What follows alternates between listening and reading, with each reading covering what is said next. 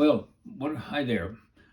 Wanted to say a few words today about a particular kind of performing that I did over a good number of years, and which I still plan to continue doing actually. Because as you know, I've played really pretty much all over the world. I've played about 100 countries and also on over 70 cruises of Cunard and P&O ships. But what I want to say a few words about is performances that I have done in quite a number of countries through our U.S. embassies and consulates, mostly embassies. As you know, our embassies are our representatives, I mean, the U.S. government's representatives in a host country. And they deal with a number of areas, political, commercial, and other areas. But uh, they also have a cultural component to their activities. Uh, Among the staff of our embassies, you will find a public affairs officer or PAO, and under that person you have the cultural affairs officer or CAO, and then local nationals who fill out their staff. And they deal with things, cultural matters, bringing in speakers, bringing in performers, and that sort of thing. So I got involved with that. And as I say, over the years, I've played in quite a number of countries through them. And it started in 1984. Now, I started to contact, when I found out about this thing, I started to contact various embassies, just writing to the P&O and CAO people, and just indicating my interest, and asking them whether they'd be interested to have me come. Of course, in those days, it was all pre-internet, everything. So it was taking letters. I used to, take quite a lot of letters to the post office, but that's how it was done in those days. So yes, so it started in 1980s, and in 1984, I was invited to come to Guatemala. So that was the first time that I had engagements through our embassy there. I remember going down there, and I played a recital, but the main thing was that I played as soloist with the Orchestra Sinfónica Nacional, or the National Symphony Orchestra. I also remember, and something that I would experience as the years went by, that a lot of times when you came to a particular country, you'd be met, obviously by someone from the embassy, someone from that, someone that represented the public affairs officer, and another person who would be kind of like you can call him a fixer, because this person basically would just smooth your way through immigration and all that, and take you to where you were staying, and get you sort of initially set up. Okay, so this thing started in Guatemala for me, and I remember that I played as soloist with the National Symphony Orchestra, as I just mentioned, and I played two concertos with them in this concert. So it was a pretty long concert, actually. I played the third piano concerto by Prokofiev, one of the foremost of the early 20th century composers, one of the finest concertos written by any 20th century composer, written around 1917, very effective. And also the famous Tchaikovsky Concerto number 1 in B flat minor, a very well-known piece, the last movement of which is based, although rhythmically transformed, on a Ukrainian melody. So that concert went very successfully, to the point where we actually repeated the last movement of the Tchaikovsky as an encore. There was such enthusiasm from the audience. And out of that, I was asked, or I was told there was going to be a plan the following year, it was to be in January of 1985, a plan to have a national piano competition in Guatemala. And I was asked to kind of organize the outline of it and then come and be the president of the jury. Which is what I did. And that was a nice experience to have, listening to some of the local participants, who played. And we awarded them 3 prizes, I remember, which involved also study overseas for a year. I think one was to France, one was to Mexico, and just remember where the other one was. So we gave 3 prizes. So that resulted from that very successful performance with the National Symphony Orchestra that I just told you about. Subsequently, I went to Guatemala a couple more times as years went by and did other performances. But I began to write again to other embassies and hopefully, wait for their replies, and hopefully they might be interested to have me come and do that. So as the years went by, this sort of continued to the point where until just before the pandemic, basically, from that time, I went to about 50 different countries with repeat visits to some, through the embassies. Now, as the years went by, I'd be dealing with different people because these foreign service officers, like the PAOs, CAOs, they serve for maybe 3 years in a different post. So, years go by and you contact the office, but there are different people that you deal with. In those early days, there was an entity called the USIS, the U.S. Information Service, and they were the ones that really kind of put together these cultural programs through these PAOs and CAOs. They also dealt with, libraries and other cultural exchanges and speakers and that sort of thing. There was a government reorganization a number of years later. I think it was that when you read some of the political developments at that time, Newt Gingrich brought about something called Contract with America. There was a government reorganization, and one of the things that happened was that the USIS was abolished. I know there was a lot of unhappy people within the State Department because they didn't know, how this cultural component was going to work after that. But it got reorganized. Now it's called public diplomacy, and it's pretty much the same thing because as the years went by, I went under that particular program. But it used to be called the USIS to begin with. So, as I said, I went through a whole bunch of other countries through our embassies. And the concerts normally would be, well, this was the big one, in Guatemala it was in the National Theater, but the recitals that I would play, and the vast majority were recitals. I mean, I did play with a couple other orchestras also, but the vast majority would be recitals. Now, where would they be held? Often in the ambassador's residence. And now there would be a specially invited audience there. Cultural and diplomatic people from the host country, for instance, would make up the majority of the audience there. There were also public concerts in other venues too, where the general public would be able to come. But the ones at the embassies or the ambassador's residence, these were for a specially invited audience. Now, I would always play at least one work by an American composer because this is part of what this is about. Here's the ambassador or his representative is showcasing a guest performer, and I, the performer, playing an American work. In other words, we're just kind of promoting an image of the USA to the host country through a cultural, in a cultural manner like that. So what kind of pieces did you play? Well, American pieces? Well, I could pick any kind of American composer. Such as? Well, Gershwin's Rhapsody in Blues solo version, for instance, would be one. Something by Samuel Barber, something by Aaron Copland, things like that. But it would be at least one work, or Louis Moreau Gottschalk, the 19th century American composer. But there would be one. It was proper to have that because this is part of what you wanted to present to your audience. It was a kind of showcasing of the U.S. In a cultural manner. So those were fun to do, they say, and the ambassador's residence. And then, of course, as I said, they were the public ones also. Occasionally, there were also master classes arranged, so that I would work with some local piano students, and that was also nice to do. So I played in about 50 countries, I think, over those years. I was saying from 1984 until just before the pandemic. That was when my last ones were so far. And as I said, I went a number of times to several of these countries. Now I'll try to remember now all the countries that I actually went to, and there were, and just mention one or two things, especially about that particular country as I can recall.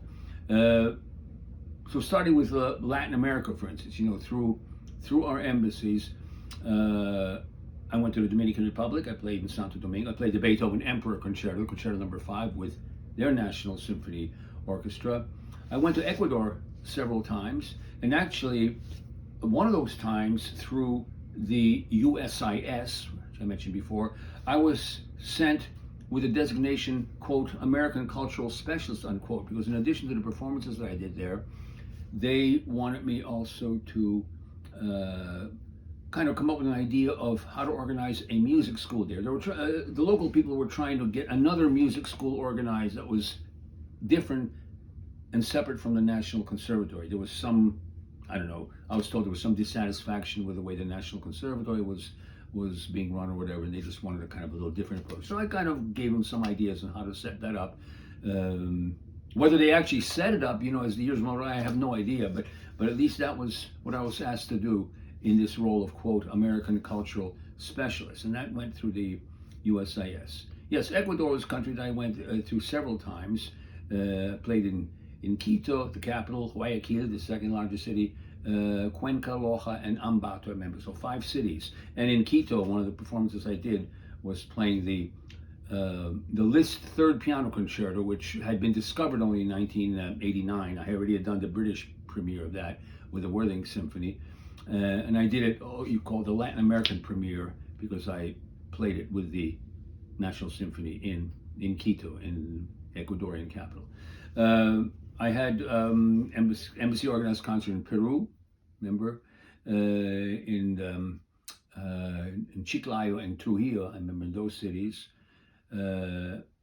and also in Bolivia, played the Tchaikovsky Piano Concerto Number 1 with the National Orchestra in La Paz in Bolivia, and Brazil. And a number of concerts. In fact, I had one of my biggest tours in Brazil, because I've done 3 tours there, and had the biggest one actually with 11 concerts, most of which were through the embassies.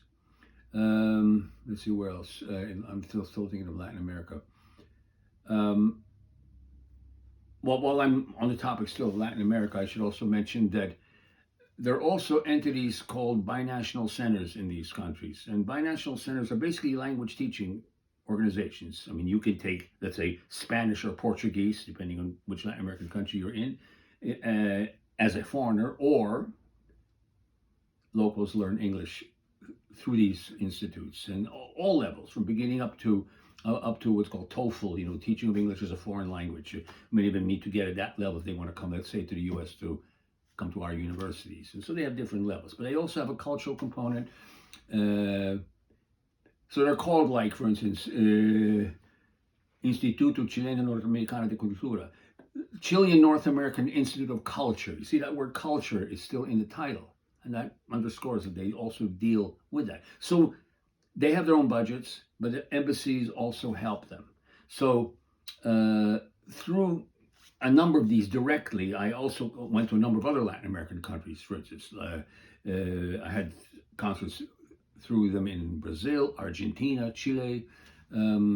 Was this one of the reasons why you kind of taught yourself to speak Spanish? Well, yeah. I mean, I did teach myself enough Spanish that I could carry on basic conversations and write letters in my current concert. Didn't you also talk to the audience? I did it with German years ago, earlier than that, so I could, do the same thing, self-teaching. But when you grow up with another language, speaking Ukrainian, that maybe gives you a head start to deal with another language. I understand other Slavic languages. I understand Polish fairly well, Russian, some Czech, Slovak, other Slavic languages as well. But having grown up with another language, I think it gives you a head start to deal with additional ones if you want to do that. So yes, we need binational. They call them binational centers. So I played also in Venezuela, in Colombia. As I said, they had their own budgets, but the embassy would help them with some of their budgetary situation as well. So I played quite a bit around Latin America. So I'm just mentioning a concert in Venezuela that I did in the city of Maracaibo. I played with the orchestra there. Played both Ravel piano concerto, the regular one I called for 2 hands in G major, and then he wrote around the same time, around 1930, a concerto for the left hand alone, and I played both of them there. I'm just so sorry that it wasn't recorded, because it really went well, and it's the only one time I ever played that concerto for the left hand, and doggone it, nobody recorded it, so I don't have a performance of mine recorded that well. Just the way it is sometimes. Okay, so talking about yeah, Latin America, I should also say in Mexico, I also played through Binational Center. Oh, no, sorry, that was actually through the consulate, but in northern Mexico, in the city of Nogales, which is next to Arizona, the Twin Cities, actually. You have Nogales, Arizona, and you have Nogales in Sonora, in Mexico, and Hermosillo and Chihuahua. I remember doing those through the consulate it was through the consulate. Also, yes, that's right, through the consulate in Nogales. And in Juarez, that's right, it was where the other consulate was. So that's Mexico. Okay, so that's with Latin America. Now, elsewhere where I played through our embassies, well, one very interesting area was Africa. I've played through in a fair number of African countries through our embassies, starting with North Africa. 3 times I was in Tunisia, and one of the recitals that I had was in what is now the cultural center of Tunis, the capital. It used to be the French Cathedral of Saint Louis. Remember, the French originally were in Tunisia when Tunisia was still a French colony. But I remember that just walking distance from that cathedral down were the ruins of Carthage, the famous ancient city of Carthage. So I remember going down there, walking among the ruins. It was just going downhill a little bit from where that cathedral is, slightly inland from the sea. That's in Tunisia.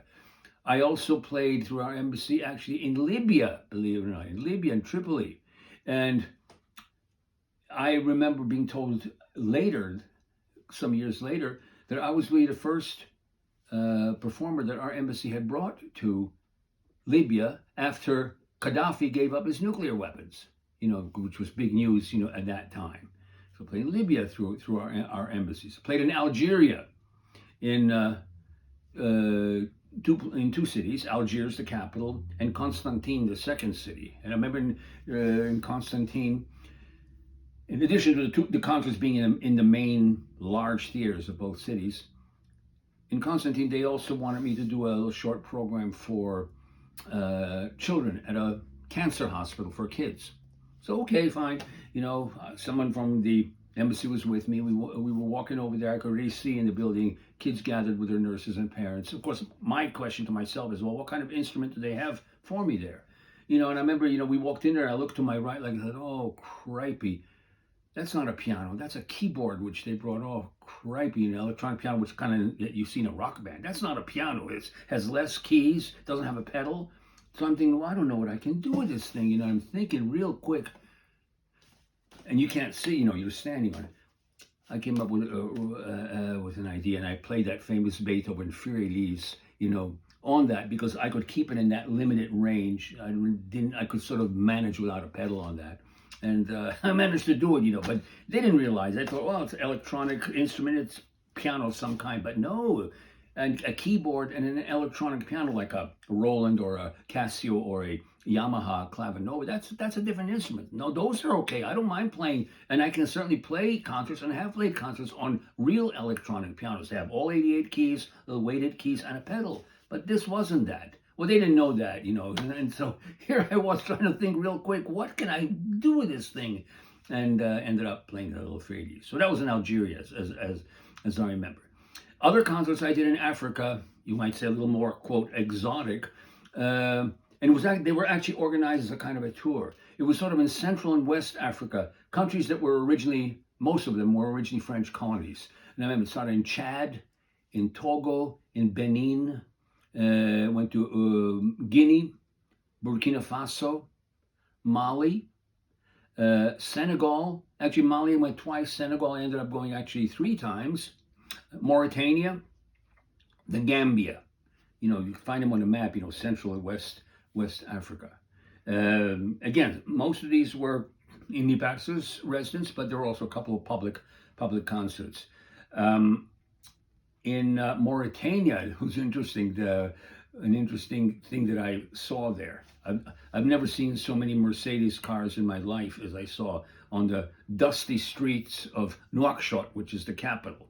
It's like every second taxi driver there was driving a Mercedes. But I'd heard what had happened was that there was some storm off the coast, and a ship had a whole, crates of them, and they were washed overboard. And they kind of, got ashore, and somehow they appropriated them. So, you know, almost every second person seemed to be driving a Mercedes, over there. And all dusty streets, sandy streets, because you get sand blown in from the desert around there.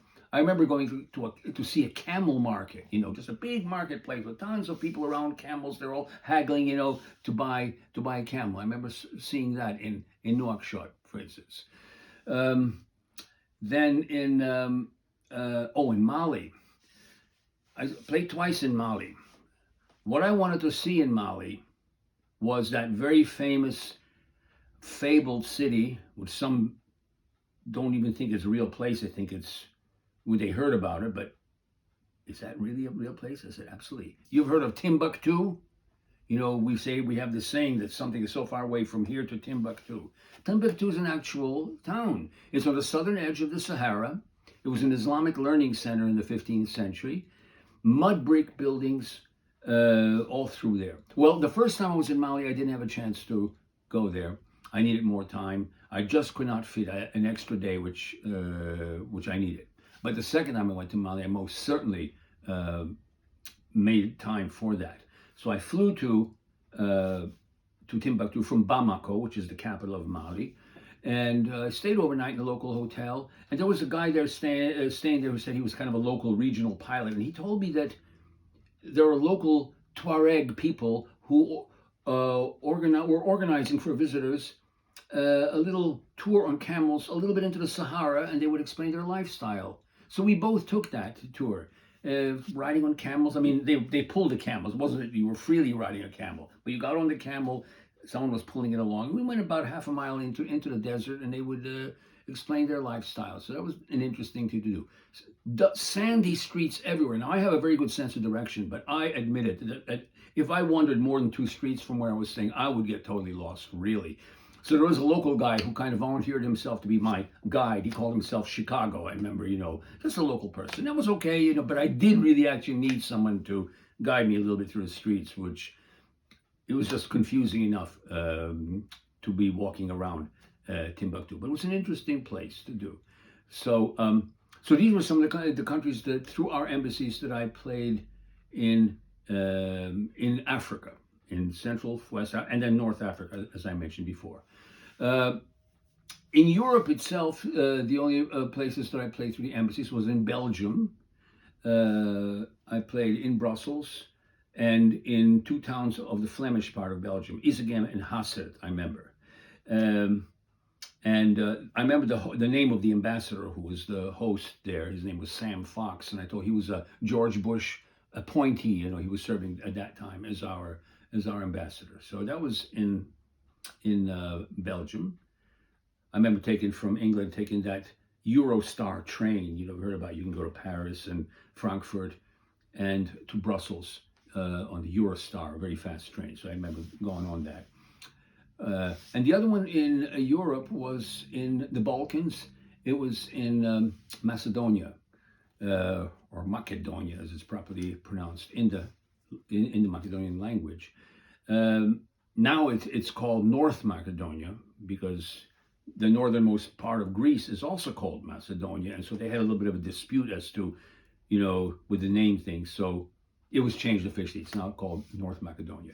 So I played in the capital Skopje and another town called Ohrid, which is on a lake, beautiful lake of the same name. And if you look on the other side of the lake, the mountains you see already in Albania. Like that. So I played in both of those towns. Very interesting country, very mountainous, out of the way, off the tourist track. And I thought to myself, really an interesting place to see. Really an interesting place to see. The Macedonian language is a Slavic language. It's closest to Bulgarian.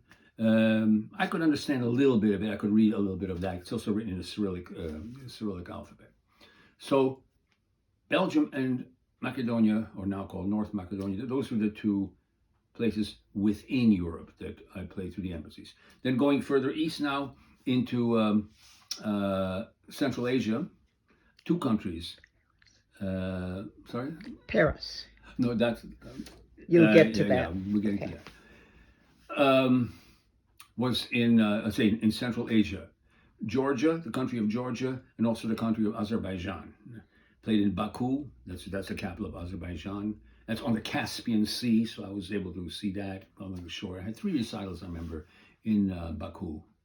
But in Georgia, I had a nice tour. I had about played in about what 5 or 6 places. Also, very mountainous country, very interesting country. Not only in Tbilisi, the capital, I played in the city of Batumi, which is on the Black Sea, the second largest city. Poti, um, Akhaltsika, and what was the other one? Ozurgeti. And Ozurgeti. I played in those cities. We went by car, some from the embassy, so that was the way that we connected through to all these towns and cities. Very mountainous country, very interesting scenery everywhere. In Tbilisi, I played in the conservatory. Uh, Historically, the Georgians and Ukrainians have had a close relationships and friendship. And I remember walking along one of the main avenues of Tbilisi. I saw a big statue of Taras Shevchenko, who's the Ukrainian national poet. The Georgians were honoring him also. So I thought that was a very nice thing to do.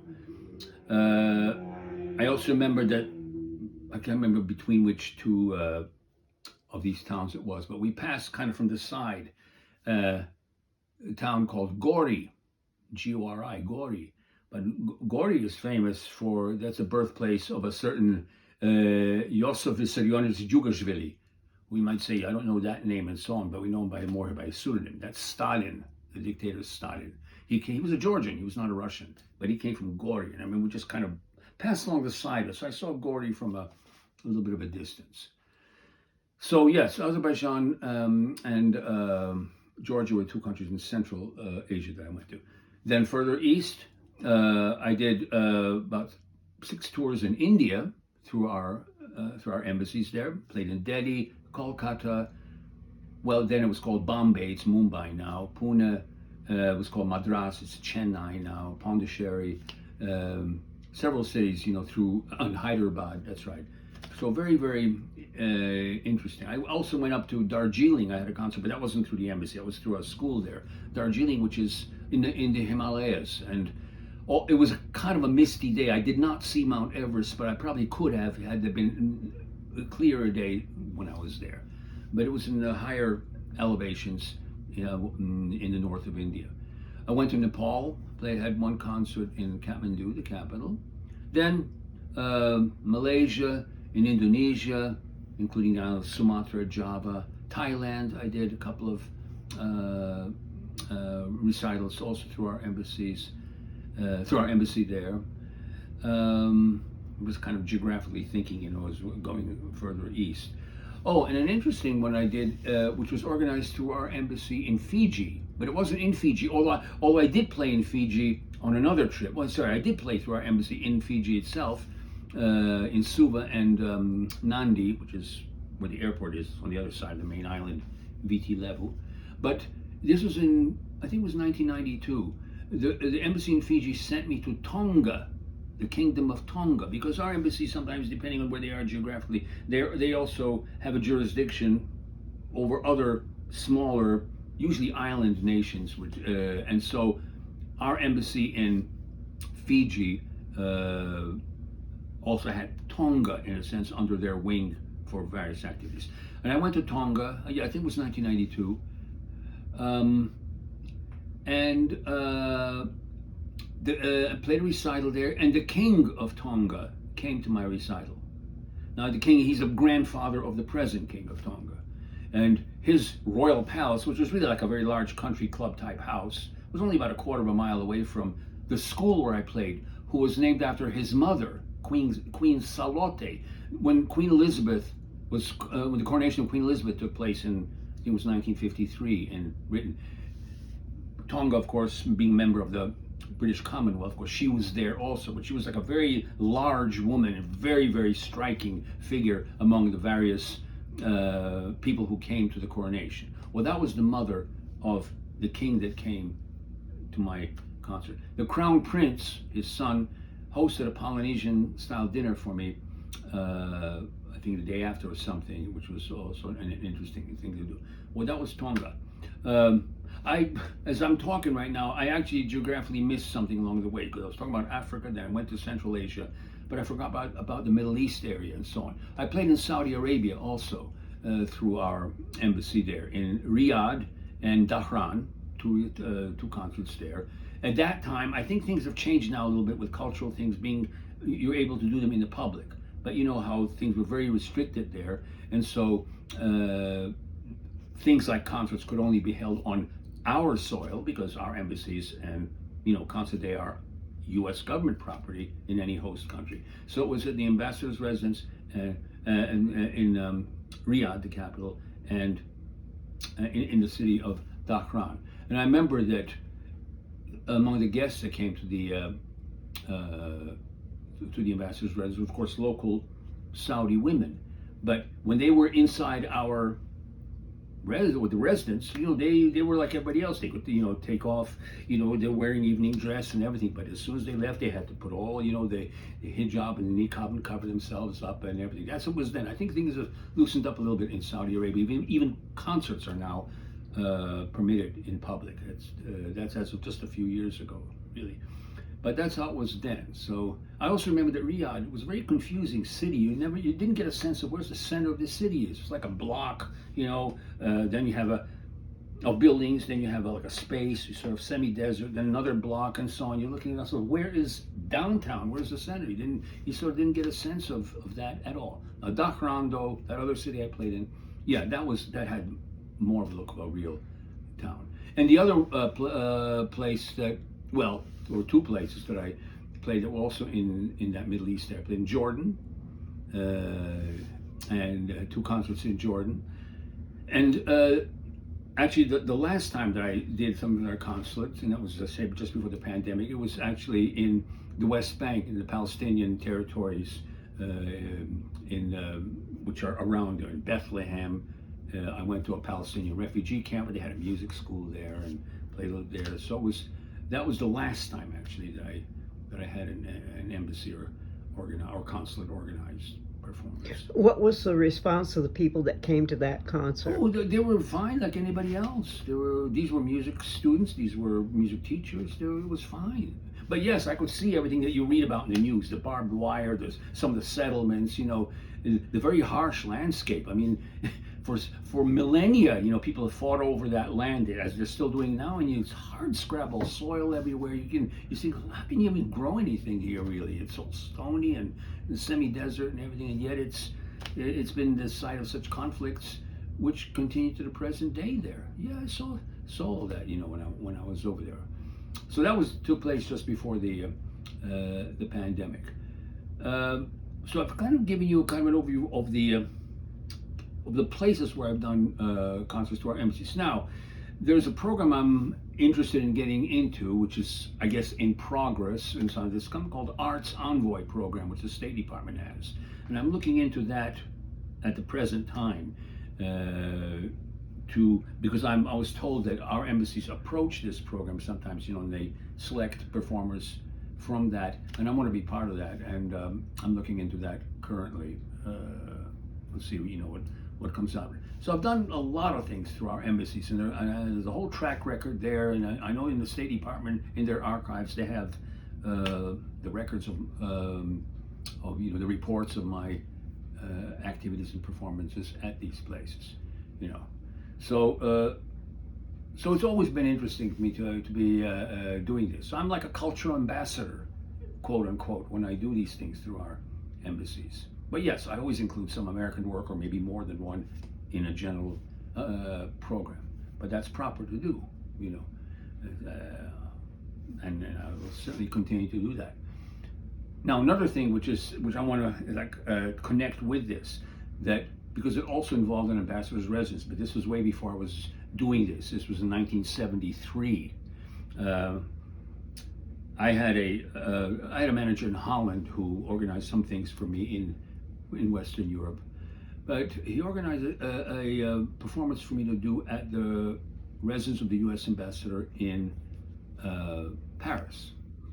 And So I was going to play about like a half-hour program or something, and I just remember going there. We had a very sumptuous dinner. I don't know what the occasion was actually. Why on that particular day they had this? I might have to look this up in my old date books and see what was the occasion of that. But it was a sumptuous dinner, and then we retired to the drawing room, as it were. There was maybe an audience of 40 people or thereabouts. But it's who was there now. That's the question right now, because there were a couple of extremely important, famous people from the musical world in the audience. There were a couple of diplomats and so on, again, invited guests.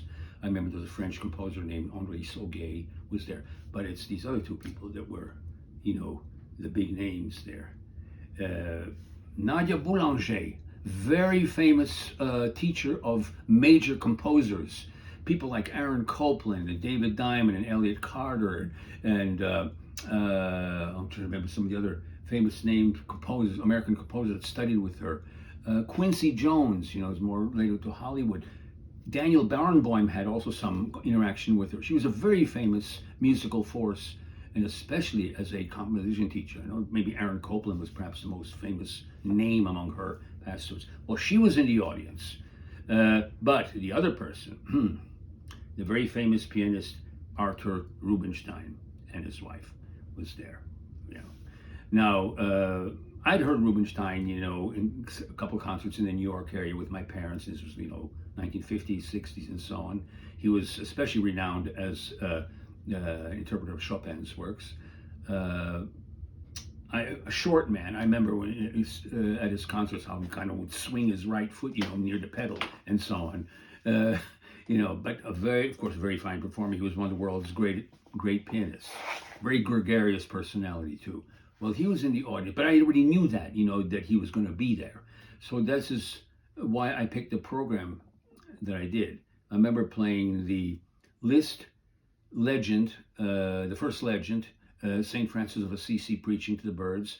I played the first of the three pieces that make up Debussy's set called Estampe, which means etchings or engravings. This first piece is called Pagode or Pagodas. And then my father's Sonata Opus 10 on Ukrainian themes. That was in my program there. And I remember in that same year, 1973, I did my very first concerts on a ship. And I'm going to talk about the cruise concerts on another time. But in that year, I was on the QE2, QNAR's QE2, to do a crossing, New York, Southampton, and back. And I remember on that crossing, I was reading Rubinstein's biography, which had come out, called My Young Years. Subsequently, a number of years later, there was a sequel that came out called My Many Years. But My Young Years. And among the things he used to do early in the 20th century was to play for royalty and other things in these kinds of settings, in some stately home or palace or whatever. And I remember thinking to myself, now I'm doing what he was doing. Now he's the royalty there sitting in the audience, and I'm the one doing a performance like that. I just remember thinking about that. Well, Rubinstein had very nice words to say to me about my father's sonata, which I really, really appreciate. So that's something that's special in my memory. Well, this kind of gives you a bit of an overview about these concerts that I've done over a good number of years through our embassies and consulates. About 50. Oh, geez, one thing brings another memory. I just remember what I forgot about the concerts I did in the Caribbean, through our embassies. I did 5 times, our embassy in Barbados organized things, for me. And not only on Barbados, but sent me to Grenada, Dominica, and Antigua, I remember. And also in Jamaica. I went to Kingston, played Jamaica through our embassy. See, it's kind of stream of consciousness. You say one thing, it brings another thing to your mind. But that's okay. That's okay. Well, anyways, what I like to do now is I'm going to play one piece here to kind of conclude today's session, if you want to call it that way, by playing that first Legend of Liszt, the one that was my first piece in that recital that Nadia Boulanger and Arthur Rubinstein heard. It's called St. Francis of Assisi Preaching to the Birds. It was written about 1863 at a time when Liszt was writing compositions based kind of on more religious themes. It's a very delicate piece. It's an excellent example of what we call program music, which is music that is descriptive. As a descriptive title, you can easily hear what it's all about through the music. So it's unlike an abstract title. So when you say sonata or concerto or prelude, that's an abstract word. But you get a descriptive title like the rustling brook or something, and you hear the water kind of gurgling along by what the music is doing. That's what program music is. And so we say such and such a piece has a programmatic element to it. Well, this is an excellent example of that because it opens with little twittery sounds, which is the birds, chirping along, and then you hear very slow, solemn notes of the sermon where St. Francis is speaking to them, interrupted again by little twittery sounds. So they are responding to the sermon. The harmonies are really foreshadow Debussy. They have the kind of sound that you will find later in Impressionistic music. Basically, it's a quiet piece. It ends very quiet. It's very, very delicate. St. Francis of Assisi preaching to the birds. So I'm going to play that now for you. I'll get adjusted here. Okay. Oh.